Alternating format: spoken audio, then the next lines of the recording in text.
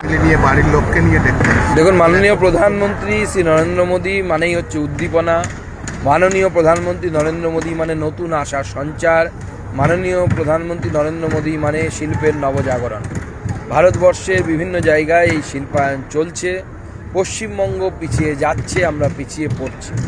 মাননীয় প্রধানমন্ত্রীর নেতৃত্বে যখন 26-এ ভারতীয় জনতা পার্টির সরকার গঠন হবে এই রাজ্যে, এই মাটিতে টাটা ফিরবে, শিল্প ফিরবে। আমরা সেই প্রচেষ্টা করব এবং আমরা 100% কনফিডেন্স আমরা তাতে সফল হব।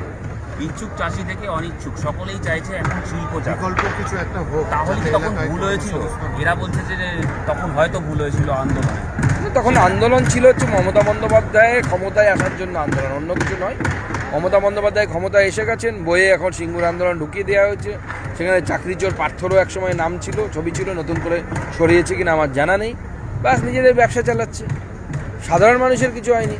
সিঙ্গুরের মানুষ এখানে কাশফুলের কাশবালিশ বানাচ্ছে। গতকাল একজনের সঙ্গে কথা হচ্ছিল, যিনি দেখতে এসেছিলেন, বললেন এখনও বাইরে গিয়ে কোনো জায়গায় যদি বলি যে সিঙ্গুর থেকে এসছি, আমাকে শুনতে হয় যে আপনারা টাটাকে তাড়িয়ে দিয়েছেন।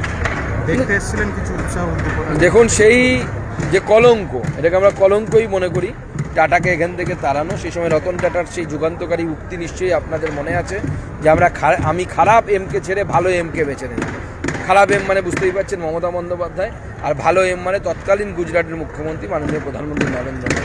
এই কলঙ্ক সিঙ্গুরের মাথা থেকে ঘোচানোর কাজ ভারতীয় জনতা পার্টি করবে। পশ্চিমবঙ্গের মাটি থেকে টাটাকে তাড়ানোর পাপ, এই পাপের কলঙ্ক আমরা আমাদের মাথা থেকে তাড়াবো এবং টাটা সহ অন্যান্য শিল্পপতিদেরকে এখানে নিয়ে এসে তারা ইনভেস্টমেন্ট যেন করে, তারা যেন আমাদের বেকার যুবকদের হাতে চাকরির ব্যবস্থা করে, তার ব্যবস্থা ভারতীয় জনতা পার্টি করবে।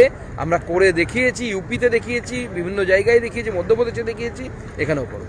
বলছে গিমিক, এটা মানে আপনারা এটা গিমিক করছেন, সেই কারণে গিমিক সেটাই বলা যায় যেটা আপনি আগে করে দেখাতে পারেননি। আপনি নতুন কিছু অবাস্তব দাবি করছেন।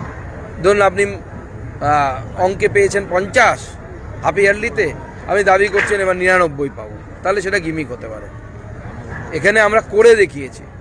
আপনি উত্তরপ্রদেশে দেখুন, আমাদের সরকার আসার আগে উত্তরপ্রদেশে, দিল্লি থেকে উত্তরপ্রদেশ কেউ রাত্রিবেলা যেত না, রাস্তায় দাঁড় করিয়ে ধর্ষণ হয়েছে বড় পরিবারের মহিলাদের সাথে, মানে যথেষ্ট সম্ভ্রান্ত পরিবারের মহিলাদের সাথে এই ধরনের ঘটনা ঘটেছিল সেই রাস্তায় উত্তরপ্রদেশের মধ্যে। এখন সেই উত্তরপ্রদেশে ভারতবর্ষের দুটো ডিফেন্স করিডোরের একটা ডিফেন্স করিডোর তৈরি হচ্ছে উত্তরপ্রদেশে। এটাই হচ্ছে বিজেপি একসময় যখন মধ্যপ্রদেশে ক্ষমতায় আসে, মধ্যপ্রদেশকে বিমারু রাজ্য বলা হতো। বিমারুর মধ্যে এম যে সেই এমটা ছিল হচ্ছে মধ্যপ্রদেশ।